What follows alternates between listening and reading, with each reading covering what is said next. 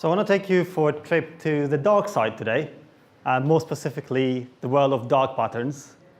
Is anyone familiar about dark patterns? Anyone came to last month's event? It's things that you can put into your design to trick and manipulate your users. Things like offers that are supposed to be expiring but never expire because you get them in your inbox every couple of weeks. Things like spot the very, very hidden unsubscribe thing down there, which they've deliberately tried to hide. Or things that try to stop you from canceling your account, for example. This is Beer52, one of my favorite services actually, because they give me beer every month. But if you try and go and say, well, I would like to unsubscribe, they're like, well, maybe you can skip it, maybe you can deliver it less frequently. If you want to unsubscribe, actually, maybe you should just call us. Anyone here ever fallen prey to any of those dark patterns? Yeah. I mean, we all have, including me, which I should know better, right? Given that I design these things for a living. Now, my job is Experience Director at WebCredible. I lead a team of researchers and designers. And if any of the people in my team try to design something like that, I would probably have a very serious conversation with them. So what if I was to tell you that one of the bits that I've got in my portfolio that I'm the most proud of is actually very close to a dark pattern? Why would I do that? So take you back to a couple of years ago. I was leading a project for UCAS, for those of you who haven't heard of them, haven't gone to university in the UK. They're the university admission service. They manage a centralized process for all the students to apply to all the universities in this country. And we're part of an office, we were sitting in an office that looked like a hangar. We had a really crazy deadline, no heating, a leaking room, loads of other things. And it was a very hastily arranged space because we had a very important deadline to meet. We had to get a system out of the door by A-level result day, or the world will fall over.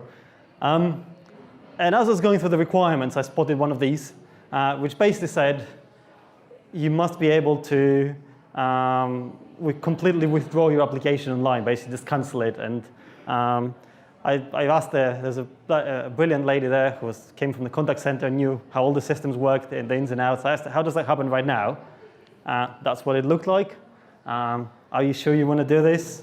Actually, there was a lot of text on top that actually said, you know, all the possible consequences, but in the end, are you sure you want to do this? The biggest thing here is like no refund will be made. That's the least of your worries, but at least you're not going to get your money back, because if you actually click yes here, what's going to happen is you're totally logged out. It's almost like that.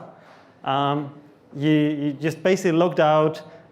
There is the 40% of people who did this immediately rang the contact center and said, oh my God, what have I done? Can you fix this, please? They could sort of fix it. They could go and have to recover some database backup, or the university in the meanwhile might have given your space to someone else. So why did people do it? Turns out that a lot of them had a very incorrect mental model about how university admissions works. They thought things like, oh, I could just cancel this now and apply again for clearing, or I'm really disappointed that some universities didn't give me an offer, so I'll just try to cancel them. So what did we do to fix that? That's the new form that some of you might have seen if you ever tried to get out of going to university. It says very clearly what's going to happen, like you're not going to university, you're not going to this university, not to this one either.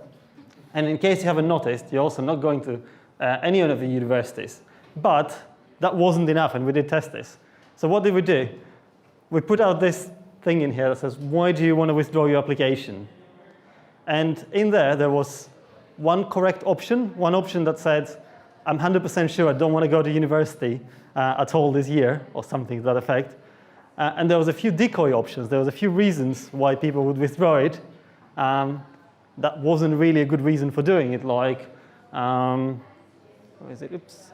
You have, you know, I want to add another choice. I want to apply to a different university. And they're like, no, you don't need to cancel it. You can just, you know, you can go and do this now.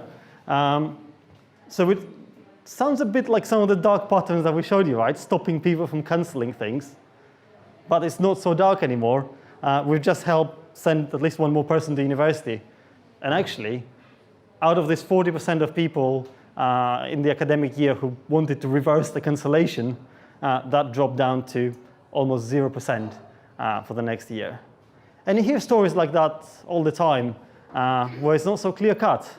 Another example that Instagram was accused of a dark pattern, like strategically withholding people's likes.